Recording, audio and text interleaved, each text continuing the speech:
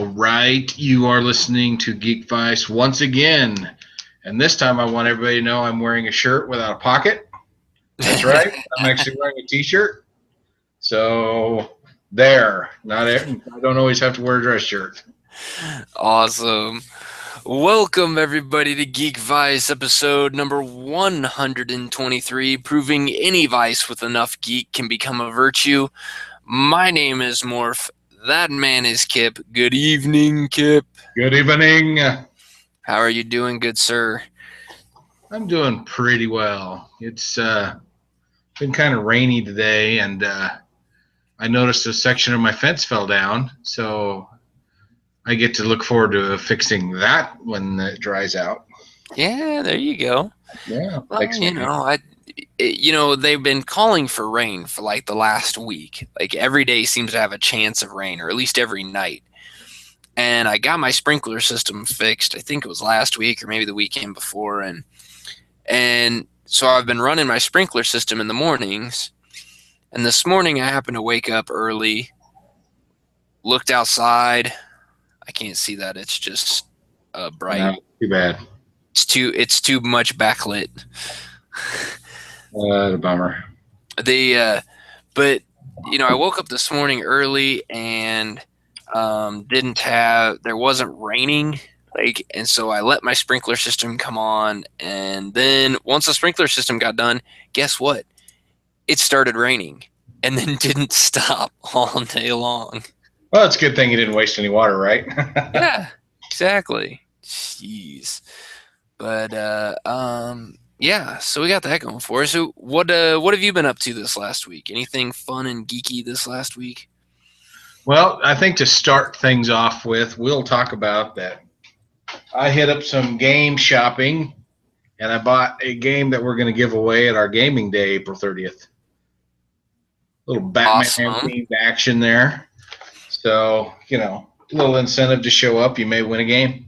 So since you brought that up, we will throw that out there. That remember April 30th at Red Crow Brewery in Spring Hill, Kansas. We're going to be celebrating International Tabletop Day with all kinds of fun board games and tabletop games and a bunch of our closest friends there. So please join us and have a beverage or two and play some board games with us and have a good time. Oh, you may win a game.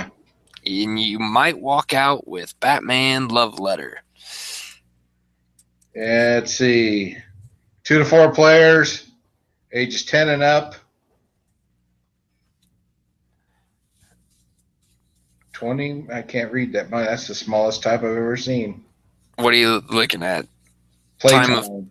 It's really short. It's usually, I think it's about 20 minutes. 20 minutes. That sounds about right. Because we've played the original Love Letter, right? You and I at lunch. I don't think we ever played it over lunch. Did we play it at your house? I think we did. I think we broke it out one time on one of my gaming days. Okay, because I think I've played it. Yeah, where you can be like the prince or the princess or the king, and you have all those powers where you can do things. Yeah. Yeah, that one. This is the Batman version where you have to capture all the inmates of Arkham Asylum. Oh, is that what it is? Yeah. Okay. So I think it should be house ruled that you have to talk like Batman the entire time you play the game. But yeah, it's up to the new owner. For those of you who want to see how it's played, you can go check out Will Wheaton's Tabletop, because there's an episode where they play Batman Love Letter. I believe it's on Tabletop that they play it, and they play a couple games of it. So go check that out. Fast one. So, yeah, we as far as I'm concerned, or as far as what I've been doing this week, let's see. I have started to try to get caught up on the Blacklist. I'm a few episodes behind to getting caught up. A few behind. It Well, is. we need to catch up because I really want to talk about the last episode. Okay, I will. Yeah, I need to do that. I think I've got 3 episodes to get caught up. And on that note, I've been watching Agent Carter, and I'm really liking that show. Is it Having a better good than time with season that. one? Do what? Is it better than the first season? I think so. I think so a lot. Now, if you had, because I know when we talked about season one, you and your wife had a problem with the um, kind of the degrading women and and um, Agent Carter, Peggy Carter getting passed over for a lot of things because she's female. That continues in this. But that's kind of the theme of that's the setting and time period that it's at. Yeah, I figure that's because it is the 1940s. Yeah. It's Now they post-war. also in this one they introduce a lot more African Americans, and some of them are, same kind of time period where there's some people like, racial tension type thing. There's a black scientist, and he is, some people kind of mock at the idea of him being a scientist because you know at the time only white guys can be scientists. It was never really thought of. But again, it has to fit to the setting. They can't, and I think they do a really good job with it. They also make that guy be a pretty much genius, the same way they make Peggy Carter to be that super agent. So I think it's really well done. I'm enjoying it. I think I got a couple 3 episodes before I finish that one up. So I'm gonna try to shoot to get that one done this week, so we can have a more idea or a better idea of how it finishes by next week. All right. So what have you been watching on TVs? All right. Well, this will crack you up because it cracked me the hell up. So I like watching, and this is kind of a confessional part of the show. I like watching anything that has to do with UFOs, Bigfoot, and ghosts. Drives my wife up a tree, but I don't care. I enjoy the hell out of it. So, on Destination America channel, I believe is what it is, they had a new show start last week, and it's called Ghost Brothers. And it's pretty much what it sounds like. 3 black guys going ghost hunting. They are funny as hell. They get completely scared, and they're not afraid to admit it. One of my favorites was they went to this place, and they heard this weird noise, and one of the guys go, "Why are we still standing here?" It's a little stereotypical, but I don't think it was planned that way. I just honestly think these guys just are entertaining, and I think that's the way they go about their entertaining ways. And they went to a plantation where they actually had slaves' quarters still on site, and right. There's supposed to be this voodoo queen named Aunt. Oh man, I hate it when Aunt Agnes, and they think Aunt Agnes is still haunting the place, and the one guy goes, "You're going to sit in here by yourself, and we're going to go to the other side of the plantation and see what happens." And so they got the camera on this poor guy, and you hear all these sounds. You know how old buildings creak and pop. Yeah. It sounded like footsteps. I'll give him that. It did sound like footsteps. And he would curse, and then he'd be like, "I'm sorry, Aunt Agnes. I didn't mean to cuss in your house." It was so funny. And then he dropped his ring, and it rolled under the bed that he was sitting next to. So he gets up and he starts to get down on his hands and knees to look under the bed for his ring, and then he hears more of these footstep sounds, and he's like, "Oh, really?" And he stands up like, "Well, I guess I'm leaving my ring here." That's funny. Even the wife watched it with me, and she had a good time, and she thinks I'm insane for watching these shows, but I don't care. It's a lot of fun, and these guys are entertaining. They come on Friday nights, like at 9 o'clock or something like that. It's called Ghost Brothers. Give it a shot. It's funny. It is hilarious. Whether you believe in ghosts or not, it doesn't matter. I'll have to check that out. They're funny. One guy wore a T-shirt that says "Never sold dope," so that kind of gives you an idea where these guys' heads at. It's beautiful. Nice. That's good. That is good. I highly recommend it. Another one of the recommendations that I have for you, if you haven't seen this TV show, you should go check it out. It's called Torchwood, and the Torchwood kind of is a spinoff from Doctor Who, but it really isn't. Doctor Who is time traveling. It's kind of tongue in cheek and campy, where Torchwood is, it is, well, a time traveling person is in charge of it, but he doesn't jump around in time. He's just there, and his name's Captain Jack, which I think is funny and His always last name makes isn't me, Sparrow, is it? huh? His last name isn't Sparrow, is it? No. Captain Jack Sparrow. Okay, just Right. No. No, but it always makes me think of the song. What is it? Isn't the Billy Joel song? That's Captain Jack. I'll have to take Anyway, your word for it. It's all about hair. The song's all about heroin. So, anyway, they're hunting down. Basically, their job, Torchwood's job. They're based in England, and their job is to hunt down alien activity on Earth. So something strange and weird is going on. It's their job to go in, figure out if it's alien or not, and if it's alien, confiscate the alien technology that's being used, kick the crap out of the aliens, and then hide all that stuff from the public so they don't know what's going on. So it's a really good TV show. It came out quite a while ago. It's getting remade now into a comic book, and I'm looking forward to this.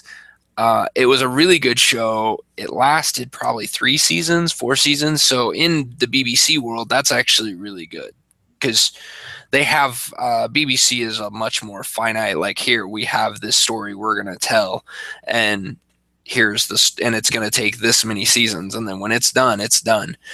So a really cool idea. I like it. It's going to be coming out this year. So here in a couple months, July 6th is when Torchwood #1 is going to be hitting the shelves. And it's supposed to be an ongoing story. So we'll see what happens. And it's supposed to take place back when fill in the gaps of Torchwood where it ended. So Nice. So you need to see the show before you read the comic, or? I don't think so. I think they're going to do a pretty good job of just kind of they're going to give you some quick cliff notes on kind of what's happened. The TV show and was really good about it. It was a Alien of the Week type story with some overarching connections. So, they were, this alien activity led to this alien activity that maybe had something to do with this third overseeing body. But if you just picked up and watched an episode, you were okay. You didn't have to watch it from start to finish. Because I picked it up in the middle. I didn't know about it at first. I started watching it in the kind of the middle, and then went back and watched the whole thing from the beginning on. And I had no problems picking it up in the middle and going on with it. So I I'm going to guess the comic book's going to be kind of the same way. So you got that going for you. Yeah, I have to check that out. I could actually, get into a TV show, hell, comic book at the beginning. Yeah. I like this idea. Yeah. Why not? Why not? We actually could be reading something at the same time, perhaps. That would be weird. Whoa. Careful there. I'm talking crazy talk. Going over the edge. Yeah, maybe we'll actually have to do like a weekly review of it or something like that. Heck yeah. Careful there. We might actually sound like a real podcast. Well, we don't want to do that. Okay, quick, let's go back. Kim, did you go see some movies this last week? I did not, but I got some DVDs from the library. And we watched. How do I want to start this? Okay, so last night I watched Fantastic Four for the second time, the new one. I'm not going to go into depth on this. I'm just going to say I liked it the second time around. Really? Yeah, they wasted Victor Von Doom, and all that other stuff. But maybe it's because I had such low expectations going in the second time, but I turned off and went, well, that really was better than I remembered. So give it a second chance, see what you think. Seriously, I'm not joking. But I haven't even given it a first chance. Yeah, well, the first time I saw it, it was like, for an hour, this is a great movie. And then it fell off the edge. And it still does that. I mean, they could have really gone without a final battle with Doctor Doom. Is he Doctor Doom? Yeah. Or is he just Doom? I don't know. It's Doctor Doom. They could have gone without a final battle, just introduced the guy maybe at the end as a teaser for the second movie or something. But they decided to go all in, and it was wasted. Yeah.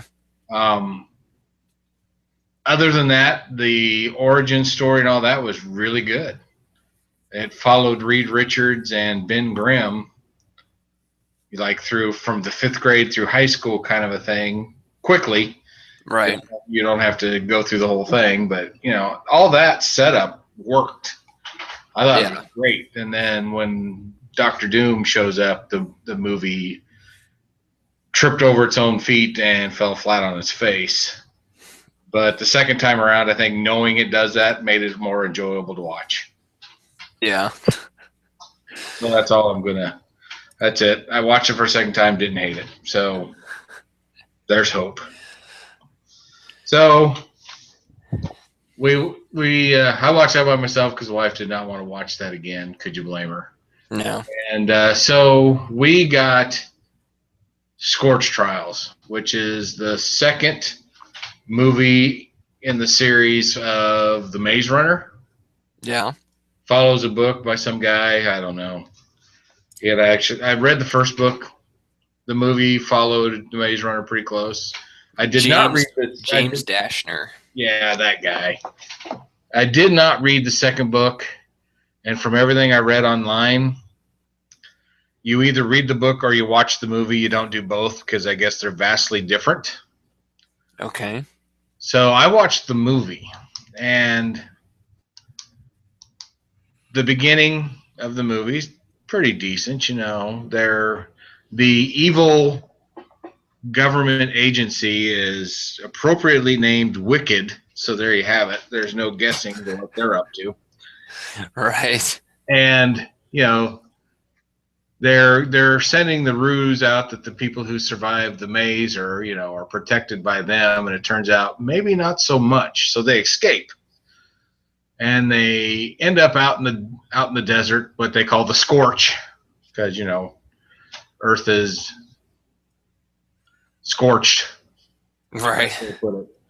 So they're looking for this lost band called the Arm, I think is what they were called. I don't know. By this point, I'm pretty freaking angry because these people are stupid as hell. And so you have two things. If you're the Arm, you have two things that you're fighting. So you're fighting a war on two fronts. One against Wicked, and the other is there's these zombie-like creatures. So you think you would be on the defense, on alert all the time. Yeah. Well, our heroes meet up with the arm, and one of them sells them out and radios Wicked and tells them where they are. So Wicked starts showing up in helicopters. And so their main defense is a 50 caliber bolted on the back of a pickup. So here comes Wicked. They're coming in. They're on helicopters. It's not like fighter jets where they're coming in 400 miles an hour or something. You know, it's helicopters. Right. The 50 cal isn't loaded. So they have to go find the boxes of ammo and then spend an inordinate amount of time trying to feed the ammo into this gun. And by the time he gets ready to shoot, not only has Wicked landed, they've taken the camp. So, as I was saying, you're fighting a war on two fronts. Your best weapon sits there unloaded with the ammo nowhere near it. Seriously, we're supposed to buy this? Yeah. We're supposed to buy it and believe these people survived. If they're that fucking dumb, how did they survive? And then some of the people that kind of broke off and Wicked didn't know they were there, while they're rounding everybody up, they create this big distraction, and people are able to break loose, and now they're fighting for their freedom. So the guy gets to the 50 cal. Okay, so when Wicked came in, it was two helicopters that were able to fire rockets.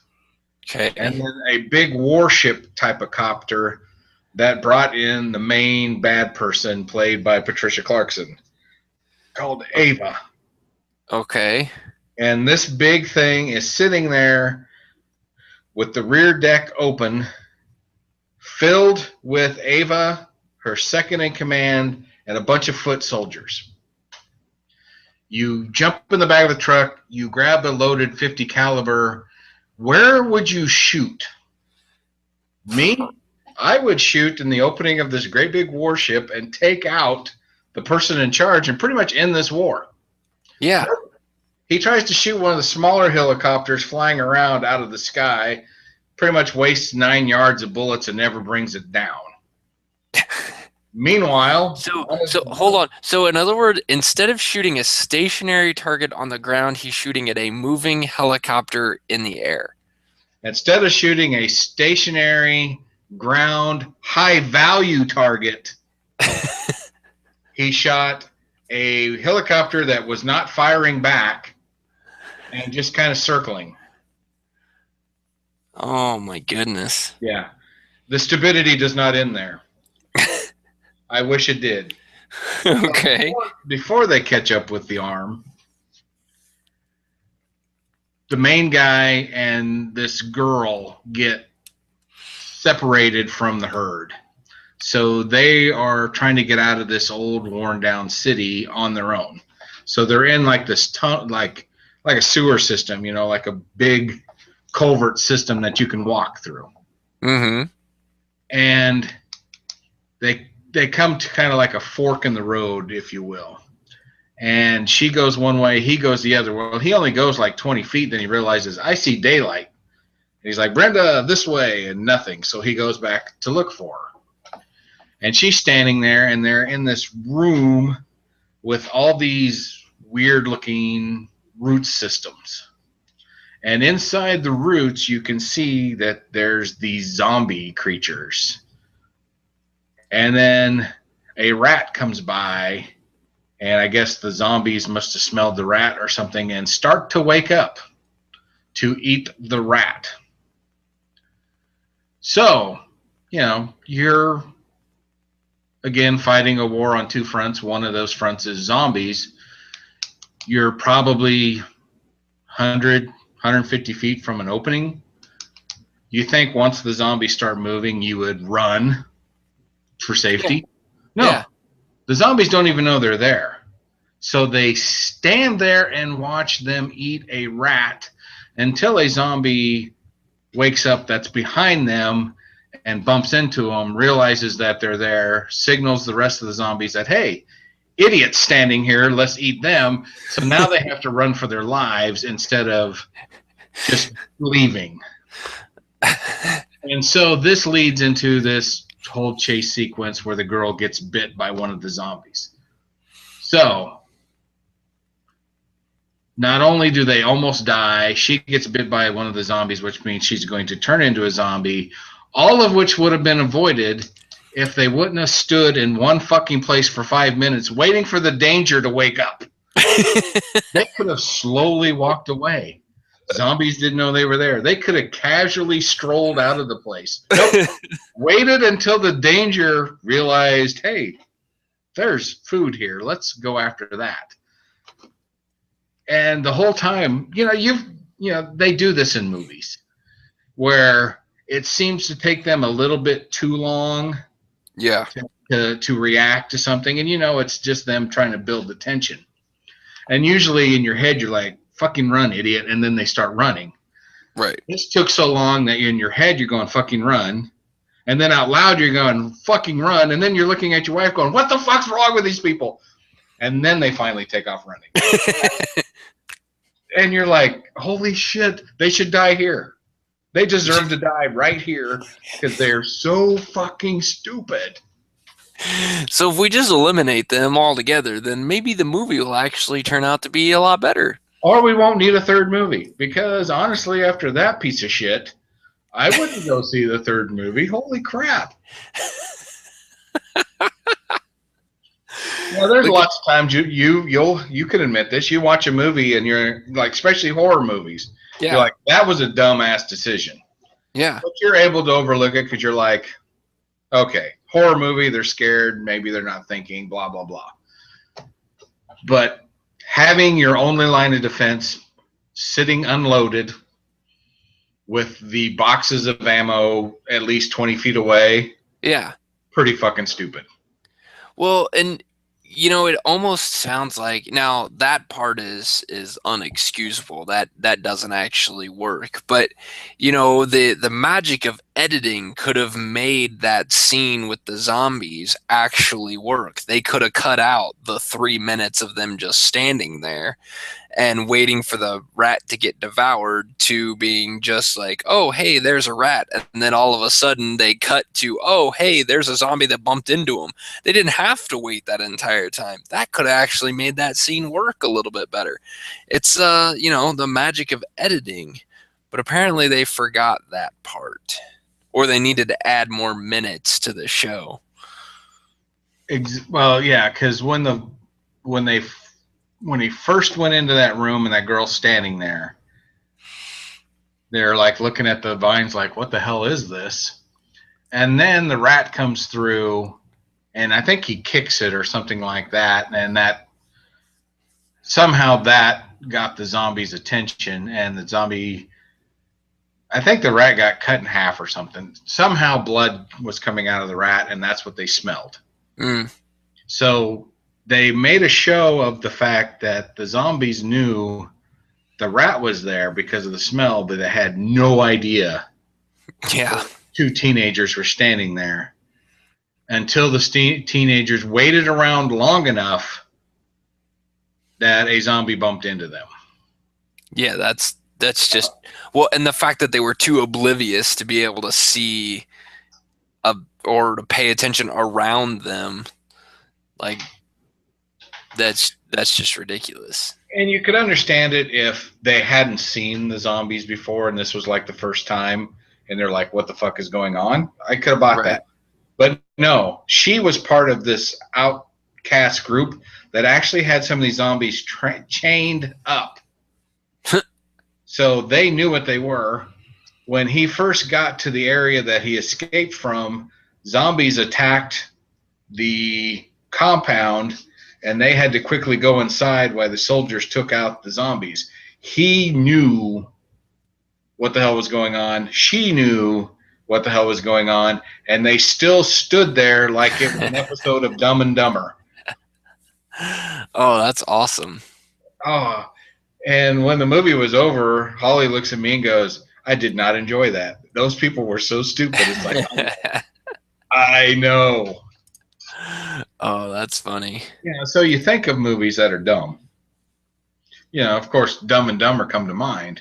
But those were purposely stupid people. They were written to be stupid people. That's because it's called Dumb and Dumber. And I think they were smarter than these two idiots. That's that.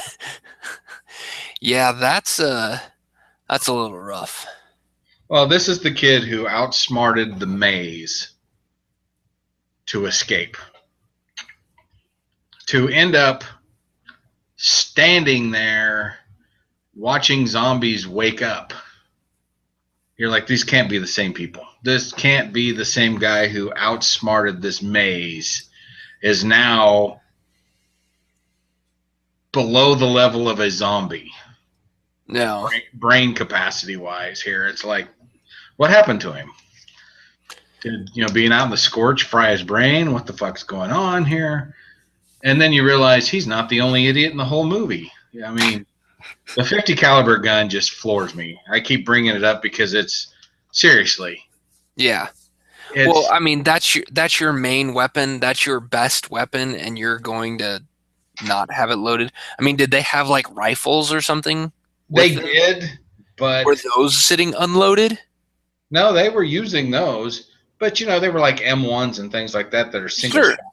But that's kind of the point. If you're smart enough to sit there with your with your submachine gun or your assault rifle or your even just a regular sawed off shotgun sitting there loaded, then why wouldn't you think to have your 50 cal loaded? Yeah, I'd like to know. Or have the box of ammo sitting right at the base of the thing. Yeah, so all you got to do is just ready to go. Yeah, he climbs up there and he's like, "Bring me the ammo!" And he points over there, and of course the kids have to run way over there, pull back a tarp, grab a couple of them, run back to the truck, put them in the back, and then it took him. It's like he'd never loaded it before. Honestly, I would have been surprised if we would have saw him just like pull out directions that said, "How to load your 50 cal." Thank you for purchasing this 50 caliber. It was like, oh shit, come on, seriously? That should be like, if I was part of that group, I'd be like, I am sleeping under the 50 cal. I will know everything there is to know about this thing. Yeah.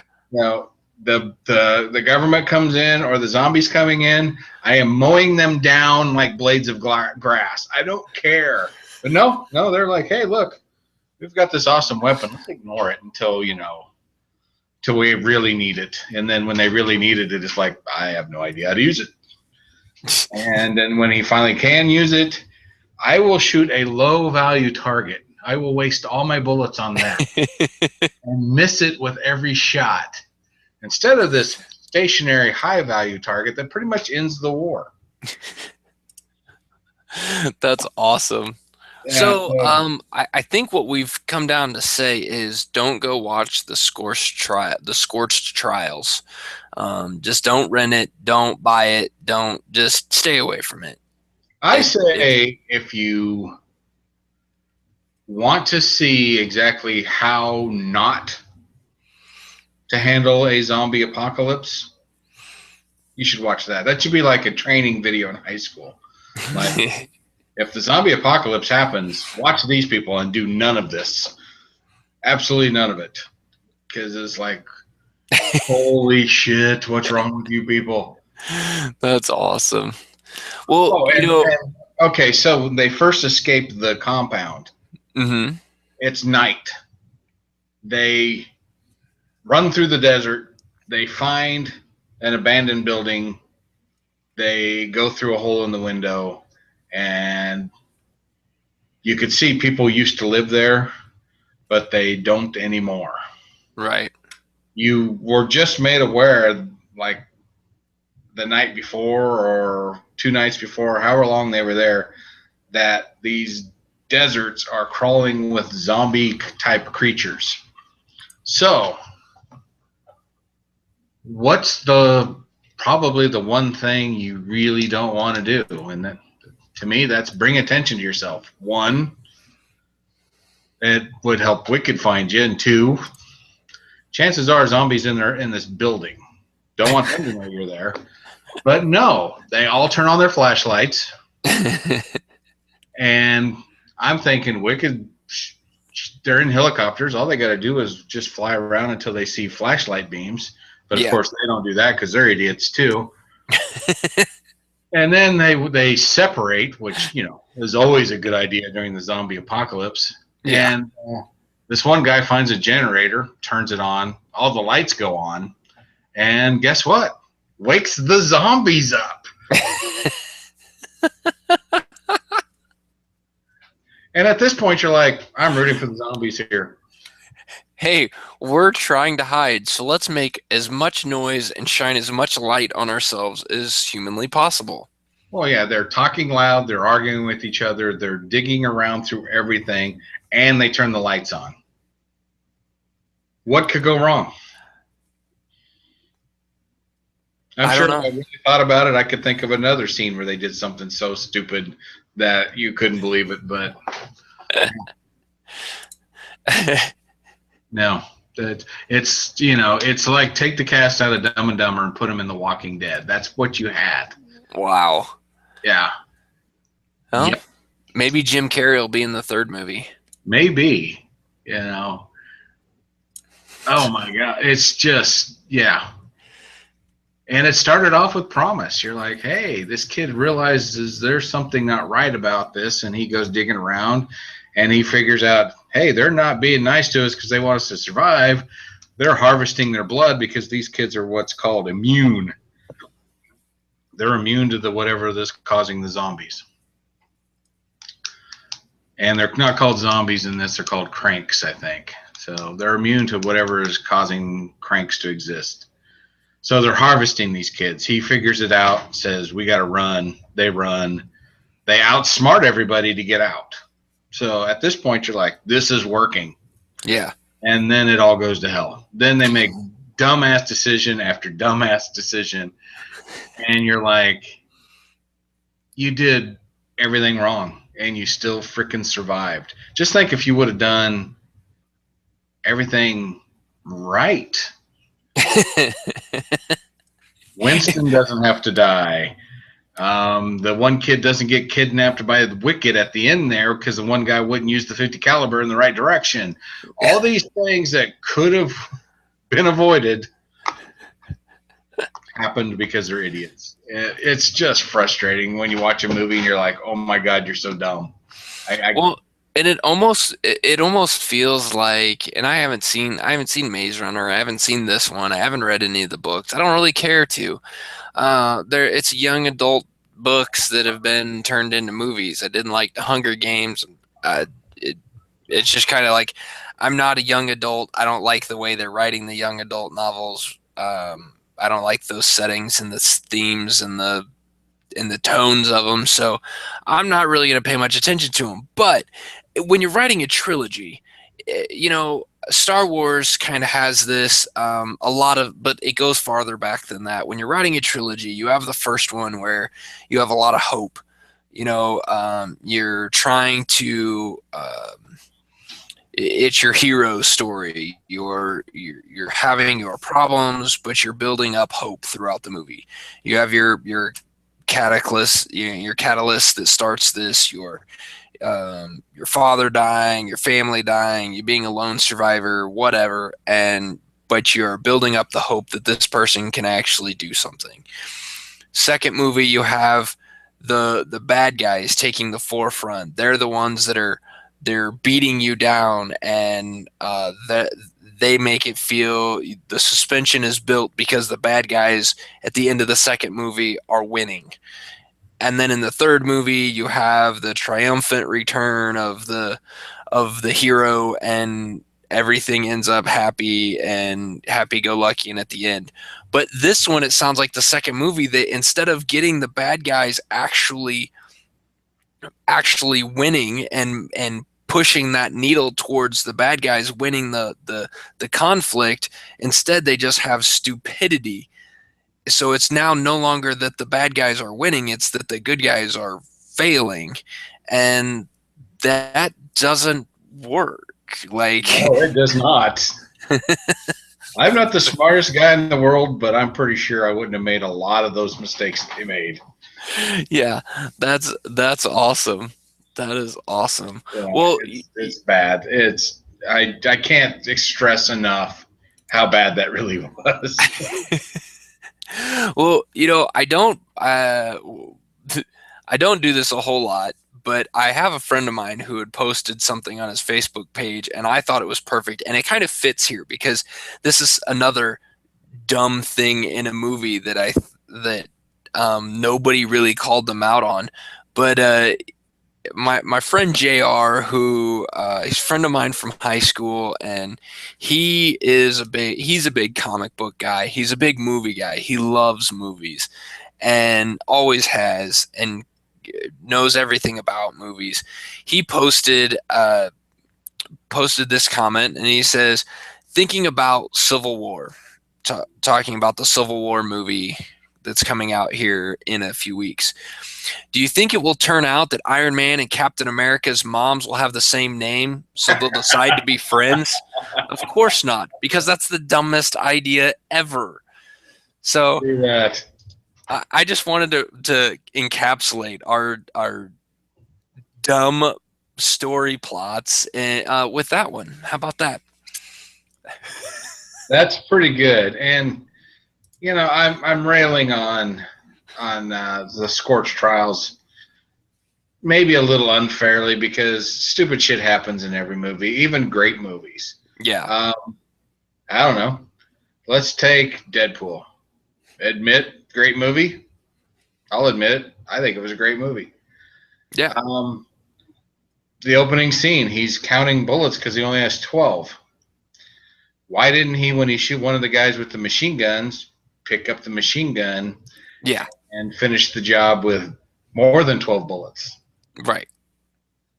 But if you do it right, you don't care. Yeah, exactly. It didn't cost Deadpool to do it the way he did it. It just made it more fun. Right. Scorch Trials took it a step further, or maybe stopped a step short. I don't know. However you want to look at it, and made the dumb. Well, it's the suspension of disbelief. Okay, you can suspend your disbelief to a certain point, and then at that point, once you go past that point, you get pulled out of the movie, you get pulled out of the story, and for people who like comic book movies and or like comic books, suspending disbelief really isn't that hard to do. I mean, I read stories about things that can't actually happen. There's a whole scientific breakdown on how it is actually impossible for someone to survive running as fast as the Flash. It's not physically possible, but I can suspend my disbelief for that. But if you don't maintain that certain bubble that is built in with suspending your disbelief, then it's not going to work. Then it's just going to end up being dumb. And that's what happens with a lot of these movies. That's what happens. And that's my honest opinion on why Batman vs. Superman failed in the spots that it failed, is because you could suspend your disbelief this far, but then they took it another step further, which you just then go, well, why?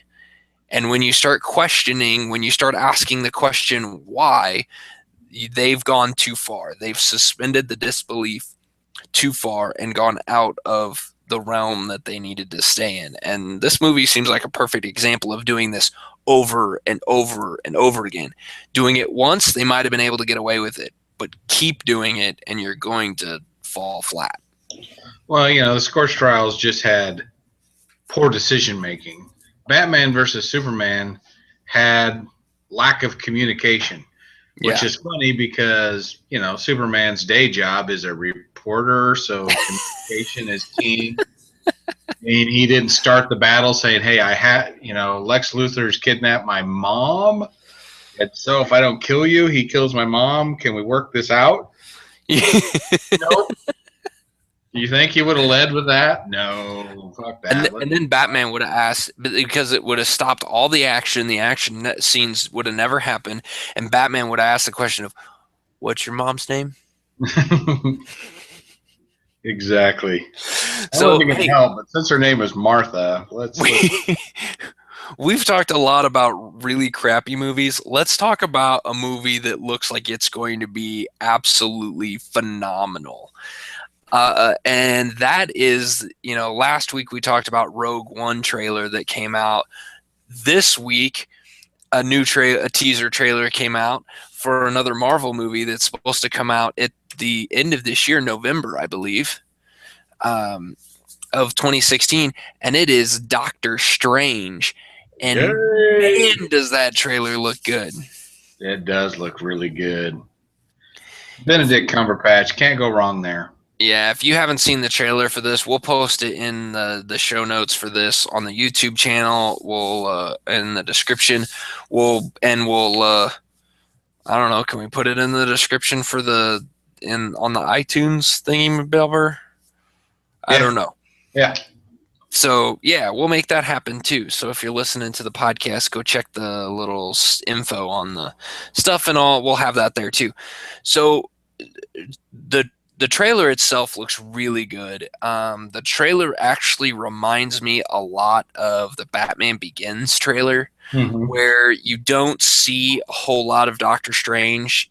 They say Doctor Strange at the beginning of the movie, but it's the movie isn't centered around showing him and what he's going to do. It's more just a lot of snippets of scenes, snippets of a little bit of this, a little bit of that, some stuff that really, honestly, looking at the teaser trailer, doesn't make any sense.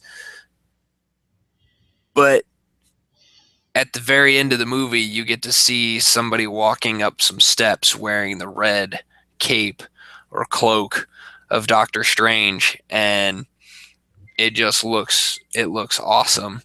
I really like it. And I want to throw out here, I should have gone and looked this up. I mentioned in a previous episode of Geek Vice, so if somebody goes back and finds it and puts it in the YouTube comments or emails us at geekvice@gmail.com with the episode number that I talked about this movie in, I will give you a prize. If you have Steam, I have a list of games on Steam that I will gift you. Or if you don't have Steam, then I will come up with something else. I have some comic books and some trade paperbacks of stuff. I will make it happen. So if you find it, there you go. There's your test. Find the episode where I talk about Marvel's animated version of Doctor Strange. It's on Netflix. This movie came out in 2007. It's also available on DVD and Blu-ray, so you can go out and buy it if you want to. But this came out in 2007, an animated movie that was the origin story of Doctor Strange. This, I said back then when I watched this, it was a couple years ago, when I watched this movie, I said, this is how they're going to make a live-action movie for it. If they're going to do it, add it to the Marvel universe, if they're going to take this magic and mystics that Doctor Strange is built around and put it in the Marvel universe, they're going to do it just like this animated movie. And from the trailer, it looks like this animated movie. It looks like it to a T. It looks like Doctor Strange. Well, the origin of Doctor Strange is that he's a doctor. He's an actual doctor. An MD doctor, a very prestigious surgeon, and has saved hundreds of lives with his hands and the ability to do surgery and complete tasks in surgery that most surgeons just, couldn't do. He was just phenomenal at it. And he ends up getting into an accident. I can't remember if it's a car wreck. It looks like a car wreck in the trailer. Yeah. In some way, he gets hurt. His fiance or wife at the time, I can't remember which one, dies. He is seriously injured, so bad that all of the bones in his hands are broken. So that explains that one shot with his hands. Yep. All in traction with the pins in there, like holding it still. And it basically comes out that he will never be able to do surgery again. Like, he basically, his whole life and his whole career that he has created is gone. He'll never be able to do it again. And he goes spiraling down. His career's gone. His wife or girlfriend, fiance is gone. His future is gone. He's got nothing, and he spirals downward, and that's where he gets found in the mystics. He's destined for this. This was his fate, and he has to get built back up by Wong and the other the mystic sides of this whole thing. And that's where it makes the whole part, that clip in the trailer where he's kneeling in front of who I think might be Wong, kneeling in front of him saying, "Teach me." It's that redemption. It's that finally realizing, finally hitting rock bottom and then building himself back up, coming up with a new life and a new purpose. I think it's going to be awesome. I loved the animated movie. I thought it was really good. So I recommend going and watching it. And if you want to see what I think, for the most part, the tone and the premise of the Doctor Strange live action movie coming out at the end of this year is going to be like, go check it out, because I think it's going to be very similar. I think we're going to be able to see lots of similarities there. Well, now I have to see this animated movie. Yeah, and I believe it's still on Netflix. I haven't looked for it recently because I've already watched it and it's no longer in my queue, but go check it out. Look up Doctor Strange on Netflix and it will probably be there. Make sure you type in, like, spell out doctor, don't put DR, because even if you do that on IMDb, it says the movie doesn't exist. The doctor is spelled out. So typing is hard. Yeah. But, and I also think it's funny that that movie in 2007 was also rated PG-13, and Marvel has been trying to keep a lot of their movies PG-13. So it makes me think that this was really kind of a test bed for what they were going to do. I like it. All right. So, yeah, that's all I got. All I got as well. I think that works. So put a bow on this bad boy. I like it. I'm going to throw back out there. I want everybody to go check out our Facebook page at facebook.com/geekvice and go check out our event for in a couple of weeks. It's a week from this Saturday. So it is at Red Crow Brewery in Spring Hill, Kansas. We're celebrating International Tabletop Day on April 30th. So come join us. We'll have board games there. This is an all-ages event, so all the details on our Facebook page. Again, facebook.com/geekvice.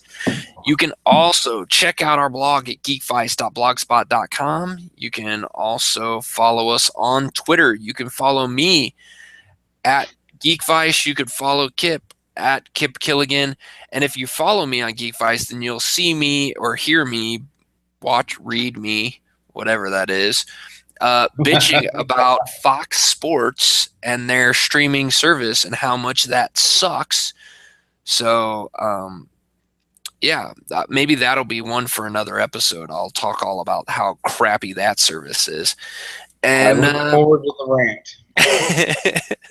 so thanks everybody for watching. And again, you can email us at geekvice@gmail.com, and we will see you next week.